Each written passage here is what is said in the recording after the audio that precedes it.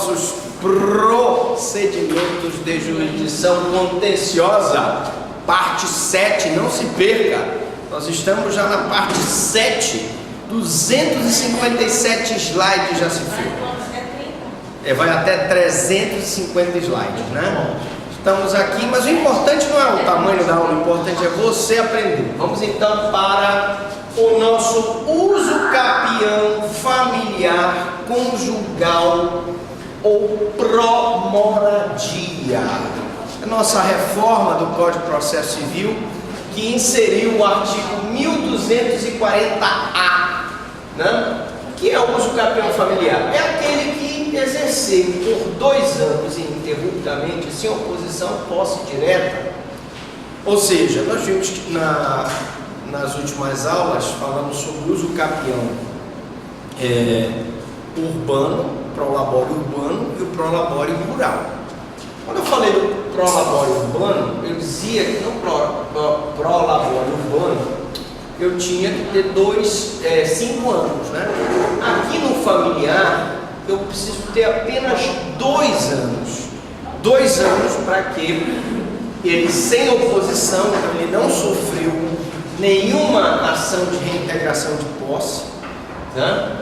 Com exclusividade, só ele está naquele imóvel, sobre imóvel urbano até 250 metros quadrados, que é a mesma medida do prolabore urbano, né?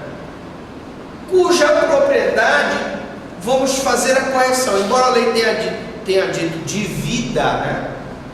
Dividia, né? Com o ex-cônjuge ou ex-companheiro que abandonou o lar. Então ele tinha aquele imóvel, vivia com o ex-companheiro, vivia com o ex-cônjuge, foi abandonado pelo ex-companheiro, pelo ex-cônjuge, ficou com a família, com os filhos, faz daquele lar de 250 metros quadrados até 250 metros quadrados a sua morada, né? Então ele pode, e a lei então lhe faculta, pedir o uso capião familiar, desde que ele utilize para a sua moradia ou de sua família, e aí ele mais os filhos, né? Ou ela mais os filhos, adquirirá o domínio integral, desde que não seja proprietário de outro imóvel urbano ou rural. Claro, professor Franklin, se ele for proprietário de outro imóvel urbano ou rural, ele não pode falar em uso capião pró-familiar. Se ele já tem outro imóvel, ele não pode falar de uso capião pró-familiar, desde que não seja proprietário de outro imóvel urbano ou rural, cujo direito não será reconhecido ao mesmo possuidor mais de uma vez. O que significa dizer, se ele se separar do primeiro companheiro e adquirir a posse daquele imóvel nessa situação numa primeira vez, e se separar do segundo, no segundo companheiro ele não terá mais esse direito, porque aqui ele só tem direito a uma vez, adquirir uma vez o imóvel, e também ele só pode adquirir se ele não for proprietário de outro imóvel. Então essas eram as nossas observações sobre o uso capião familiar. Vamos agora para um assunto extremamente importante, que é o capítulo 9, que é do inventário da partilha. Nós estamos no inventário e partilha, assunto da mais alta importância para você que vai fazer prova da OAB e prova de concurso público, né? Então, estamos aí nos artigos 982 até 1045 do CPC. Conceito. Então vamos dividir o conceito de inventário e vamos dividir o conceito de partilha. Bom, o inventário é um procedimento especial de jurisdição contenciosa. Aí não existe nenhuma novidade nesse conceito, né? Nós estamos falando dos procedimentos especiais de jurisdição contenciosa. Então ele é um procedimento especial de jurisdição contenciosa. Muito bem? Pelo qual procede-se o quê? Procede-se a descrição e avaliação do patrimônio deixado por alguém em virtude do seu falecimento. Então, quando nós falarmos sobre inventário, eu tenho obrigatoriamente que dizer aos senhores que se trata de o quê? Se trata de relacionar e avaliar o conjunto de bens que foi deixado por uma pessoa que faleceu, tá? Então, o inventário é relacionar e avaliar o conjunto de bens que foi deixado por uma pessoa que faleceu. E a partilha, gente? Qual é o conceito de partilha? A partilha é uma atividade desenvolvida para ultimar a divisão dos bens inventariados, designando o quinhão que tocará a cada um dos sucessores. Enquanto que o inventário tem como objetivo levantar, relacionar e avaliar os bens, a partilha tem como objetivo dividir esses bens deixados pelos decujos para quem? Para os sucessores, que são os herdeiros legítimos e testamentários. Então, o inventário faz o levantamento, avalia. A partilha divide aqueles bens deixados pelo decujo entre os herdeiros legítimos e testamentários.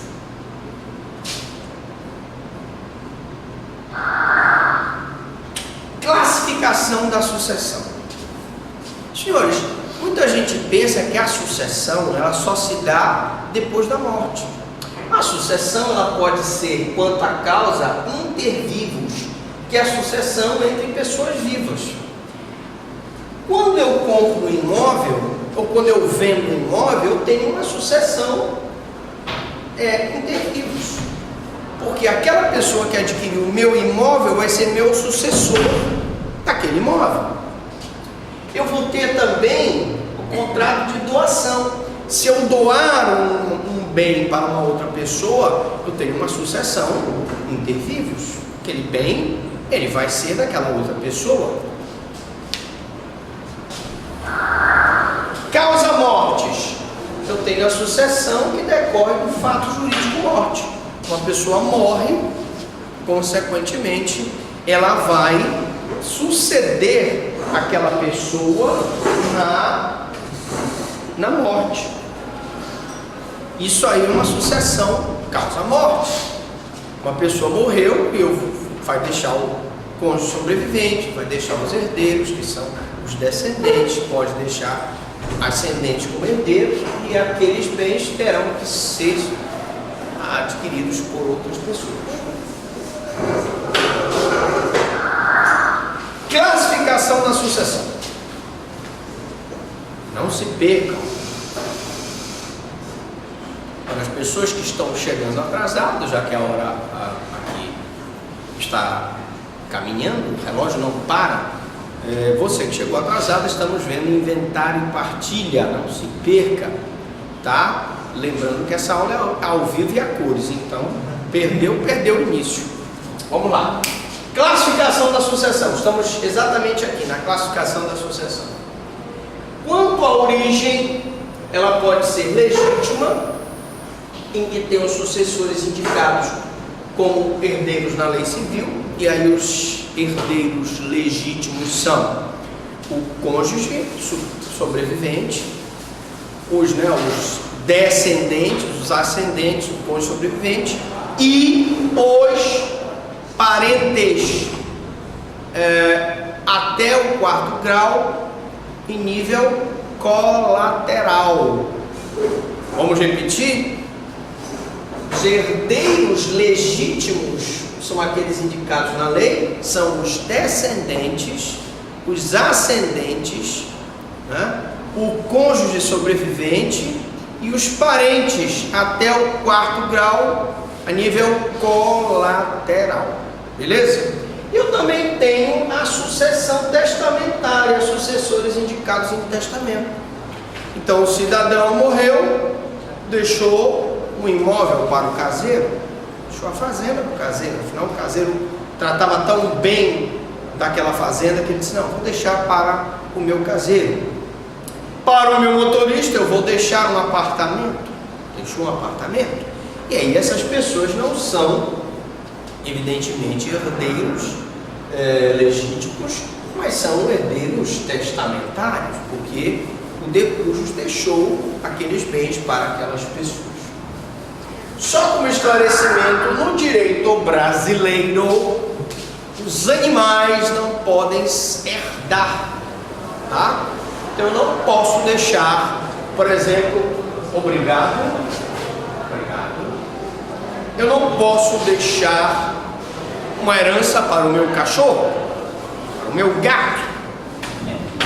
Posso deixar uns bens destinados ao cuidado daquele gato, porque no nosso direito brasileiro os animais não podem herdar. No direito americano, sim, os animais podem herdar. Aqui no nosso direito brasileiro eles não podem herdar. Deixa eu tomar um cafezinho. Intervalo comercial agora.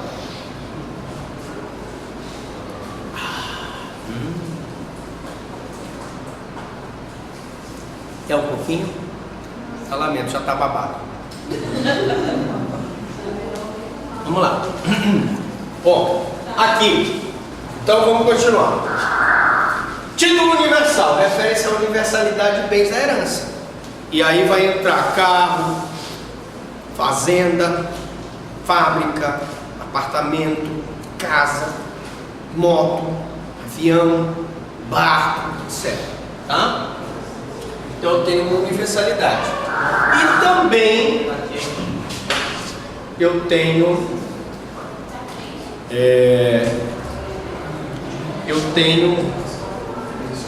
as duas formas de inventário que estão previstas no nosso ordenamento jurídico. Prestem muita atenção. Eu tenho inventário, as espécies de inventário. Eu tenho inventário judicial e tenho inventário extrajudicial. Eu só tenho um tipo de inventário extrajudicial, ao passo que eu tenho vários outros tipos de inventários judiciais, tá? Então prestem bem atenção. Eu tenho o inventário judicial e o extrajudicial. O extrajudicial só tem um, e o judicial eu tenho vários. Vamos vê-los então. Primeiro, eu quero falar do tradicional e solene, que tem aplicação residual. O inventário tradicional e solene tem a aplicação residual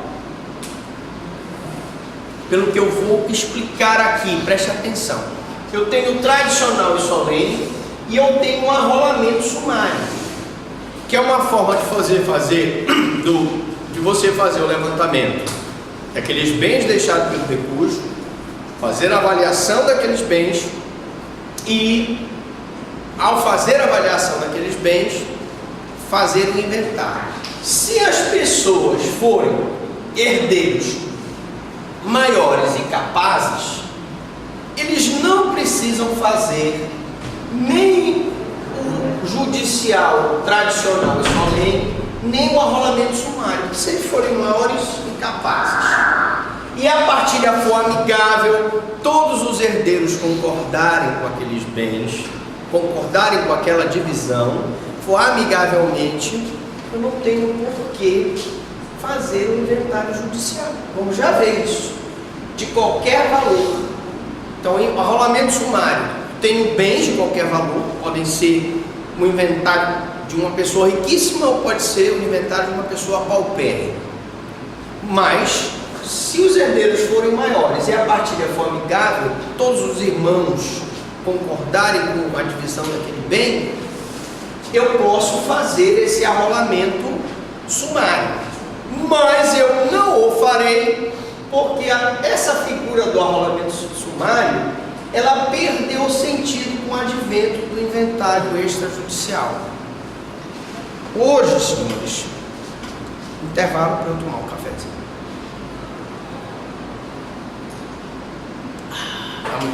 Bom, hoje, se você tem um grupo de pessoas que são herdeiros e eles estão de acordo com a divisão de bens entre as pessoas, entre os herdeiros legítimos e testamentários, está todo mundo de acordo, eu não preciso mais entrar com arrolamento. Eu vou e faço uma escritura pública acompanhada de um advogado, vou no cartório, faço uma escritura pública, essa escritura pública é assinada por todo mundo e essa escritura pública tem validade para que eu possa passar aqueles bens, para que eu possa fazer a divisão dos quinhões. Então, hoje, repito, esse tipo de arrolamento sumário está em desuso, que eu já posso fazer esse tipo de inventário judicial no cartório, de forma extrajudicial. Também eu tenho o arrolamento comum, que é diferente. Qual a diferença do arrolamento comum com o arrolamento sumário? É que no arrolamento comum, os herdeiros são capazes ou não. Posso ter gente incapaz lá no meio, são herdeiros. O valor tem que ser igual ou inferior a 2.000 OTNs. Que é isso? OTNs? Organização do Tesouro Nacional. Um valor de referência, uma taxa de referência. Tá? Então, essas OTNs aqui, se for acima de 2.000 OTNs, eu não posso fazer o arrolamento comum. Tem que fazer o arrolamento sumário. Mas o arrolamento sumário, eu só vou fazer se as partes estiverem de acordo. Se as partes não estiverem de acordo, eu vou fazer o inventário tradicional. Hoje em dia, o que mais se usa é a seguinte situação: é o inventário e a partilha extrajudicial. Se os herdeiros forem maiores e capazes, maiores de 18, todos eles estiverem em gozo das suas faculdades mentais, assistidos por um advogado, eles vão ao cartório, fazem uma escritura pública, declaram os bens, declaram o valor desses bens, cada um divide o seu quinhão, assinam, e essa escritura pública constitui título hábil para o registro imobiliário. Ah, professor Franklin, quer dizer que ele pode, com essa escritura pública, passar o imóvel que era do pai dele, que faleceu, com o nome dele. Exatamente. Mas, professor, antigamente só podia fazer isso através do inventário judicial. Agora não. Agora eu posso fazer através do inventário extrajudicial. Está aí uma forma dos senhores advogados ganharem dinheiro se especializando em fazer o inventário extrajudicial. Muitas pessoas morrem, muitas pessoas deixam. A morte é a única certeza da vida. Todos nós morreremos, ninguém vai ficar para a pedra. O senhor vai ficar para a pedra? Talvez ele vai, talvez ele vai. Pena, tu vai checar? Nem o Pena vai ficar, embora já de preto, mas ele não vai ficar. A não ser que se descubra a fonte da eternidade, não sei. Mas de qualquer forma, as funerárias são fontes de renda, para que você possa fazer o inventário. Se uma pessoa morreu, ela foi atropelada, ou sofreu um acidente, ou caiu, sei lá. Você vai ou então pedir uma ação acidentária por acidente de trabalho, ou uma ação de reparação de dano por acidente de veículo automotor. Você vai fazer um inventário. No mínimo você vai ganhar o DPVAT, se for um acidente de trânsito. Então, é uma forma de você ganhar dinheiro através do inventário extrajudicial. Beleza? Bom, competência. Na prova de concurso vem para você fazer uma petição. E essa petição, o primeiro requisito do artigo 282 do Código de Processo Civil é o juiz para onde é encaminhado o processo. Você tem que ficar atento para isso aqui. Primeiro, inventário e partilha de bens que estejam no Brasil, a exclusividade da jurisdição brasileira. Pode até a justiça de outro país reivindicar esses bens, mas a princípio se os bens estão no Brasil, bens de situação situados no Brasil, eles são de exclusividade da jurisdição brasileira. Mas que juiz? Primeiro, domicílio do autor da herança. O autor da herança tinha bens no estado de São Paulo, mas morava no Rio de Janeiro. O domicílio dele era no Rio. Então, a princípio, eu vou entrar com uma ação de inventário e partilha no Rio de Janeiro. Foros subsidiários, situação dos bens e lugar do óbito. Se eu não tiver como precisar o domicílio do autor da herança, eu vou usar um foro subsidiário, que é a situação dos bens. Os bens estão na cidade de São Paulo, ou o lugar onde aconteceu o óbito. Ele morreu em Minas Gerais. Então preste atenção. Primeiro, bens situados no Brasil. A princípio, exclusividade da jurisdição brasileira. A princípio. Segundo, o lugar onde eu vou ajuizar o inventário e partilha é o domicílio do autor da herança. Se ele era domiciliado em São Paulo, vai ser lá. Terceiro, não tenho como precisar o domicílio do autor da herança numa questão de concurso. Eu vou usar os foros subsidiários. Situação dos bens, lugar do óbito. Situação dos bens. Os bens estão situados mais, o conjunto de bens está mais no estado de São Paulo. Lugar do óbito, morreu em Minas Gerais. Então eu tenho como entrar também no local do óbito. Legitimação. Professor Franklin, quem é que pode ajuizar a ação de inventário e partilha? Primeiro, o cônjuge supertite. O que é o cônjuge supertite? É o cônjuge sobrevivente. Morreu o marido, a mulher sobreviveu, ela que é o cônjuge supertite, o sobrevivente. Ela pode entrar com o inventário. O herdeiro, filho, é herdeiro, pode entrar. O pai dele é o ascendente, pode entrar. Cessionário, pessoa que recebeu aquele bem, foi cedido para ele.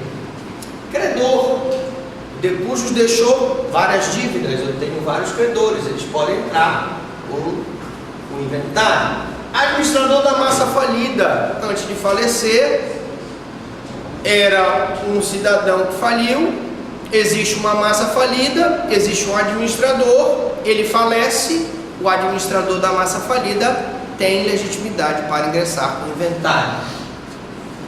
MP, aqui como dominus litis, mas na condição de fiscal da lei também, porque afinal de contas ele tem que zelar pela divisão igualitária, divisão correta dos bens do decujus. E a fazenda pública, que está interessada em abrir aquele inventário para arrecadar o imposto referente àqueles bens. O imposto causa morte, tá? Então, todas essas pessoas estão habilitadas a entrar com ação de inventário. Para você que chegou atrasado, eu informo que no início da aula você perdeu a explicação de uso capião familiar, aquele que são 2 aninhos e que você havia me pedido para incluir e a seu pedido foi incluído. E elas aqui se emocionaram, choraram, mas você perdeu. Agora estamos falando já de inventário e partilha. Bom, intervenção do MP. Numa prova de concurso, pergunta quando é que o Ministério Público pode intervir no inventário e partilha. Ele só vai funcionar como custos legis se ele não ingressar para abrir o inventário, ele vai funcionar como custos legis. Mas ele só funciona como custos legis se eu tiver um herdeiro incapaz, uma pessoa, por exemplo, que é herdeiro, tem 5, 6, 7 anos, 10 anos, ele é incapaz. Portanto, ele vai, então, entrar na condição de custos legis. O MP vai intervir. O ausente, nós temos aí vários exemplos, né? O acidente que houve com Ulisses Guimarães e o Ulisses Guimarães, naquele acidente com o helicóptero, nunca acharam o corpo do Ulisses Guimarães, né? Ele foi primeiro declarado uma ausência provisória, depois a ausência definitiva. Nós temos agora esse caso do avião da Malaysia Airlines, absurdo completo, não se sabe onde está o tal do avião. E por último, esse caso do avião aqui, que caiu também aqui nas matas, na floresta amazônica, e não se sabe onde o avião caiu. Um absurdo também. Eu falo isso porque como é que um Boeing, gente, com 200 e poucas pessoas, cai no Oceano Índico, sei lá onde ele caiu, no Mar da China, e não, com essa quantidade de satélites, com essa quantidade de países que estão ajudando na busca, não se consegue localizar. Então imaginemos que fosse gente aqui do Brasil, né, que tivesse um avião. Eu teria uma declaração de ausência e obrigatoriamente aquela pessoa que foi declarada ausente teria intervenção do MP. E finalmente, o testamento. Toda vez que eu tiver testamento, o Ministério Público funciona com custos legis, com obrigação precípua de fazer valer a vontade do decujus, expressa no testamento. Intervenção do curador especial. Intervenção do curador. A senhora quer perguntar?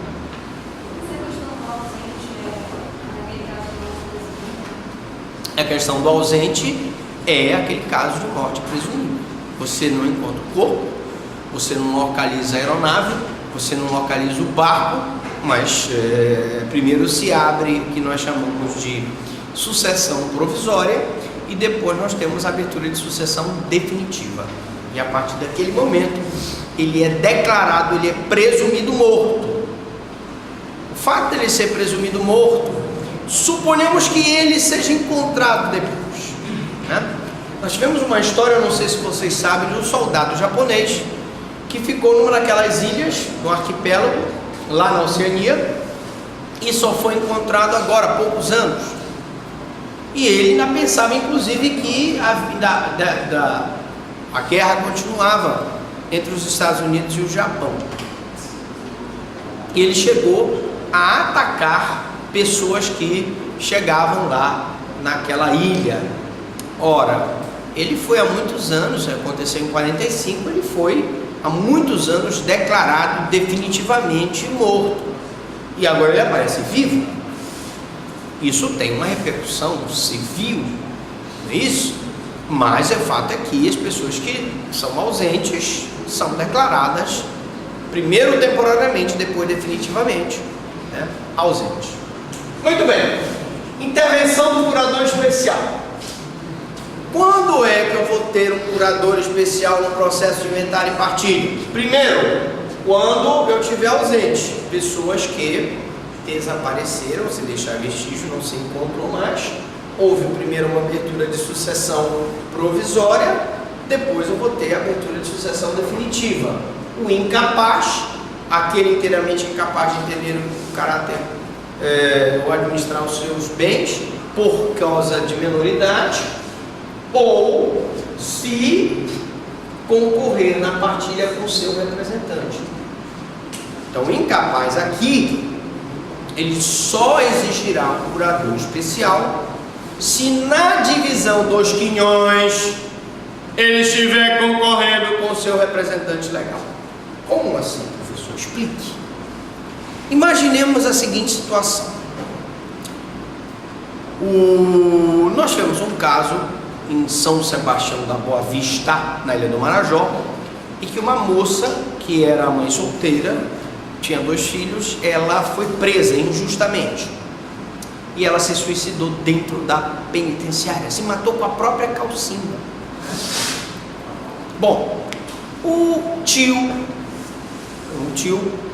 Afonso, que era o tio das crianças, acabou assumindo essa incumbência de tutor dessas crianças, porque elas ficaram sem representação legal.